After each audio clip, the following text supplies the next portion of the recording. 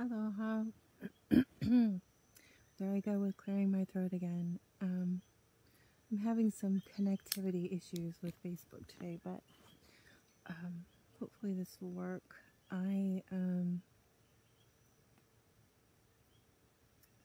They went looking for Lily today, and she's gone.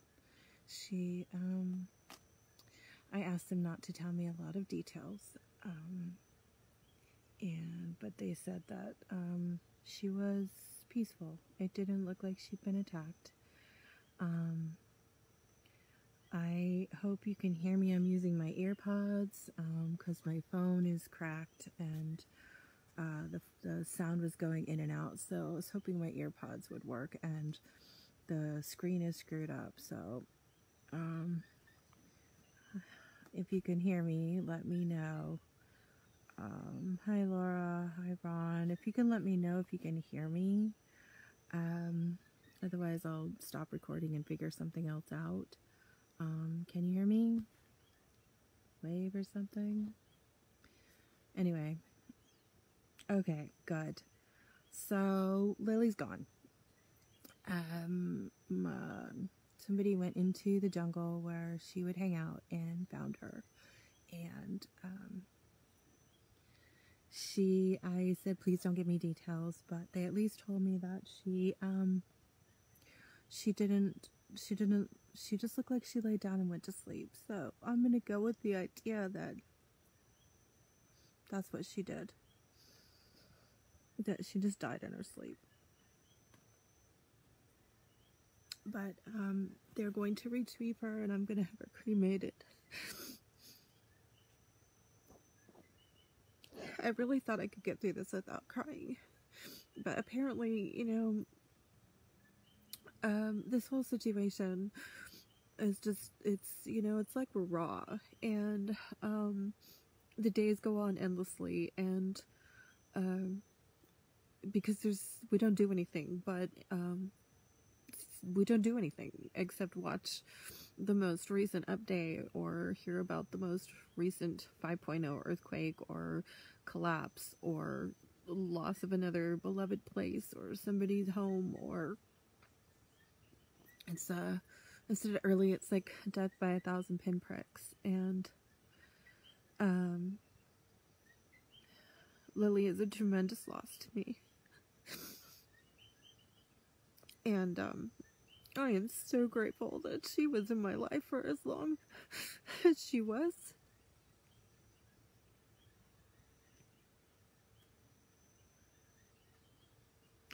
And I knew that she was gone. I really did. That's why I was so distraught the first day that I told you about her, because that night she had come to me. I didn't talk about it the first day she went missing because I didn't want it to be real.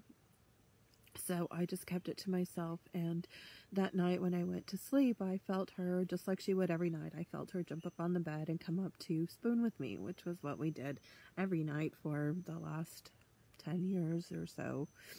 And but it wasn't her. She wasn't there. And then I looked down on the carpet, and I just caught her a glimpse out of the corner of my eye. I was like, oh, there she is. It's like, no, she wasn't there. And then when I was coming home from FEMA and that gecko jumped on my arm and in my face and wouldn't get off, I knew it was her. Especially when I blew it up and that gecko had a white nose, because like geckos don't. And it was her, and she just wished she wouldn't leave me. And she wanted me to know that it was time to move on and that she is okay. And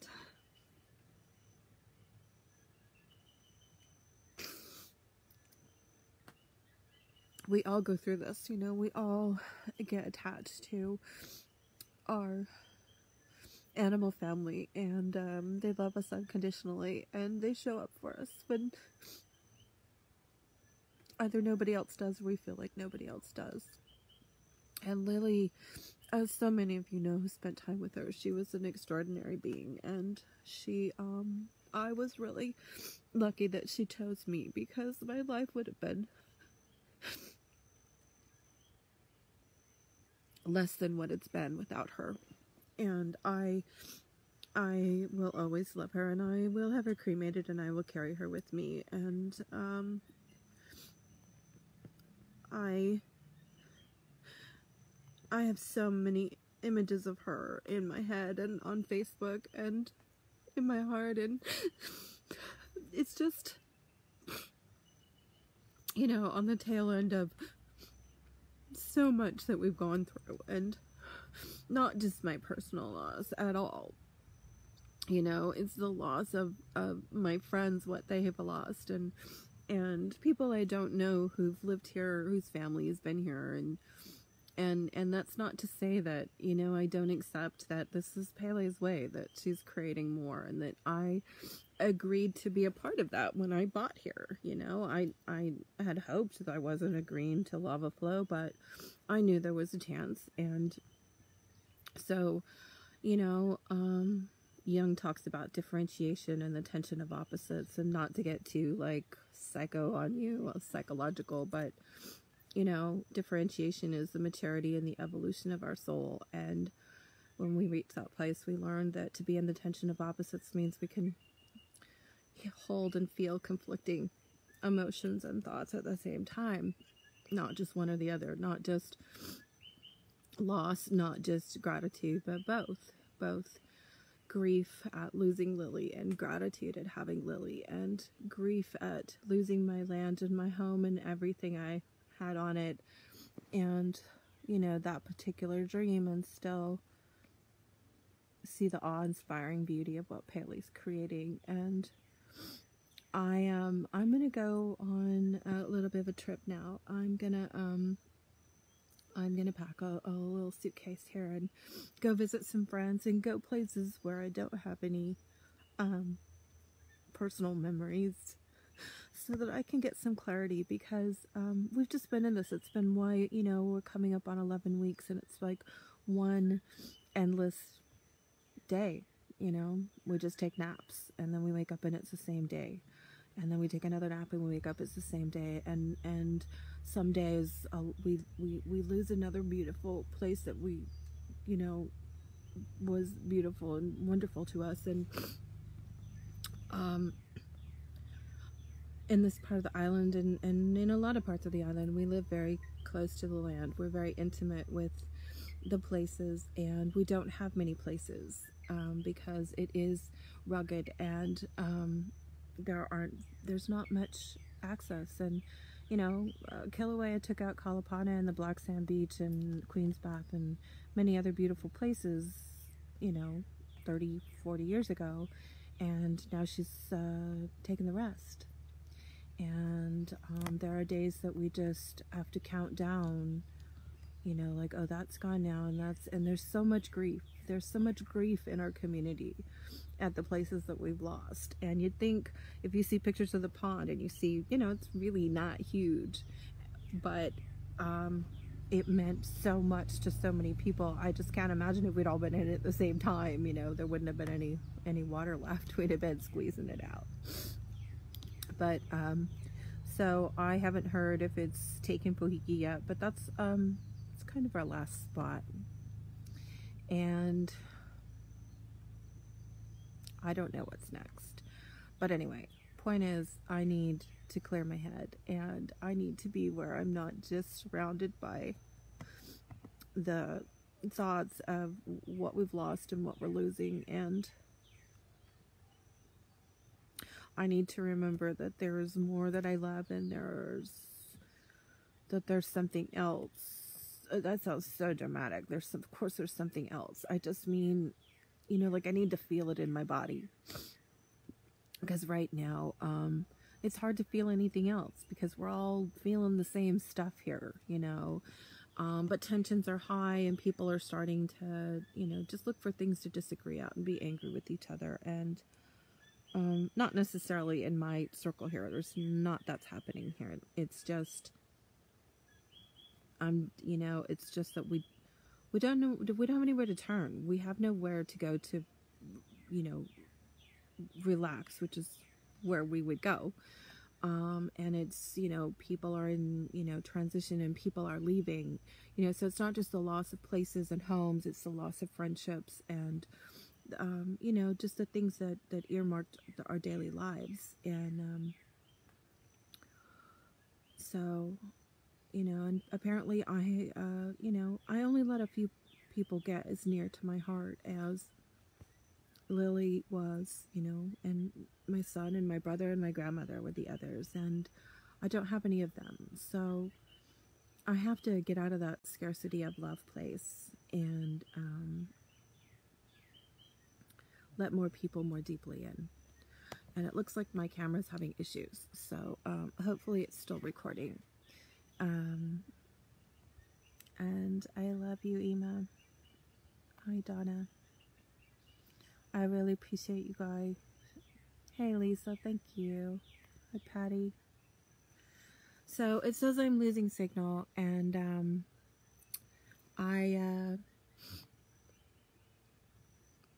I'm not going to rush out and replace Lily because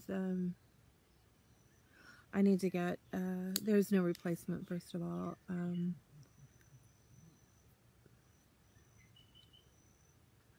It's just really hard to imagine that she won't. Anyway, I can't go there. I just wanted to do this live so you could see that I'm not gonna lose my mind. I'm just really sad, and I'm gonna be really sad, you know, and I need to go to some new places and that I haven't been to, and do some recovery here while we wait for our little village to be built, and for this this event to come to some sort of conclusion. And hopefully it will, you know, hopefully it will. It's destabilized. There was some indication that maybe that meant that it was going to, you know, be coming to a close, but it's actually just a destabilization. And, you know, the things up at Volcano, which is a town by the volcano, you know, they're having 5.0 earthquakes or more every day. And, you know, the roads are cracking and just things are falling apart. So, and, you know, there's cluster earthquakes down in Pahala. And so I have to get away from this litany of daily, oh my gods. And, so I'm going to go on a little bit of traveling, and, I want you to know that I'm going to be using some of the money from my GoFundMe that you donated to, and I hope that that's okay. I hope that that's okay with you, that I use it to just go out there and do some recovery. Because I will. You know I will. You know, that whole thing, you know, that which doesn't kill you makes you stronger. I'm pretty sure I'm a bionic woman, but I'm not challenging the universe on that. I don't want to be any stronger than I am. I don't think I'm the strongest person on the earth, nor do I want to be. I am strong enough. Thank you. So, prayers for Lily and safe travels, and I don't know when I'll talk about her again without crying, or see her eyes looking at me, or feel her head butting me, or...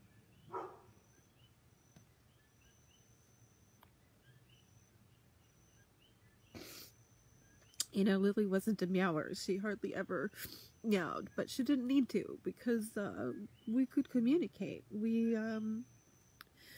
had a way, and my challenge now is sleeping at night, because I did teach her to spoon a long time ago, and it was out of self-defense, because her claws were sharp and she would need me otherwise. So I taught her to lay with her back to me so that she was kneading the air, and then it just became this thing we did every night, where she would headbutt me when it was time to go to sleep, and then she'd spoon with me, and we'd spoon till she got too hot, or I got too hot, and she'd move to another part of the bed. So I'm having difficulty sleeping. Part of it was because I was waiting and hoping for her to come home, but part of it is because she's not here. So, you know, I have to find other places to send all this love that I was giving to her, and I love you guys. Aloha.